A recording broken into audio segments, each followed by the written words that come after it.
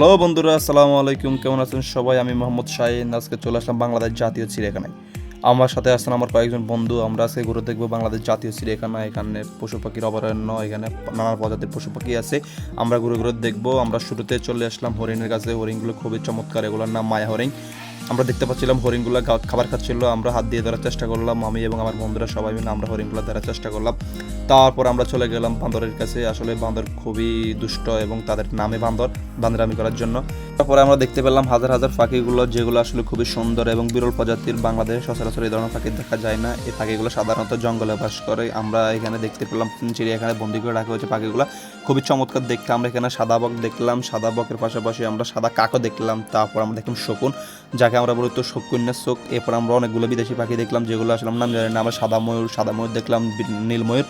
এরপরে একটা কালো পাখি দেখলাম, এই পাখিটা আমার নাম জানি না, দেখতে খুব চমৎকার। সাদা ময়ূরটা আপনারা দেখতেই পাচ্ছেন। তারপর আমরা দেখলাম উট পাখি, পৃথিবীর সবচেয়ে বড় পাখি উট পাখি। তারপর আছে সারস বা বক, আমরা যাই বলি। এই পাখিটা আসলে নাম জানি না, খুবই সুন্দর চমৎকার খাবার খাচ্ছে।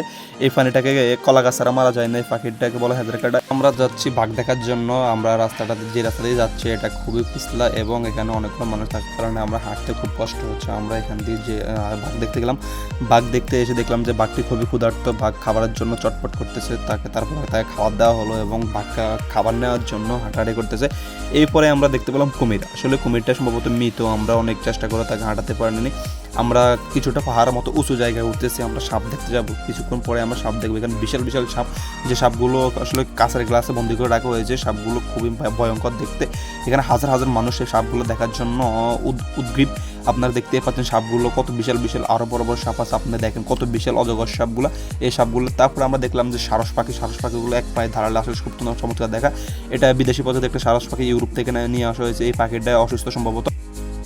সে একটি নির্জন রাস্তা দিয়ে আসলে সচরাচর মানুষ কেউ যায় না। আমরা এখান দিয়ে যাচ্ছি, এখান দিয়ে গেলে আমরা দেখতে পারবো বড় বড় অনেকগুলো প্রাণী, যেগুলো আসলে খুবই সুন্দর।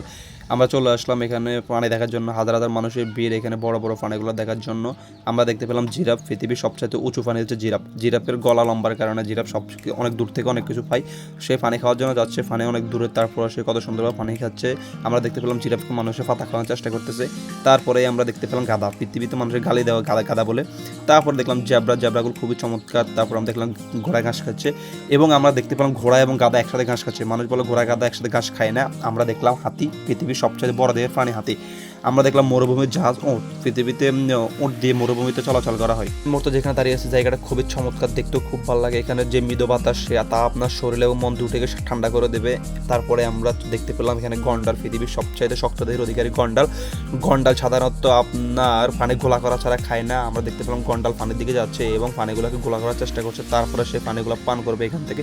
তারপরে আমরা দেখতে পেলাম যে জলহস্তিগুলো খুবই দুর্গন্ধ, এগুলো সবসময় পানিতে থাকে। এবং আমরা দেখতে পেলাম জলহস্তি খাবার খাচ্ছে তার বিশাল গাল দিয়ে। আপনি সরাসরি দেখলে এবং শব্দতে আপনার ভয় লাগবে, এটাই স্বাভাবিক।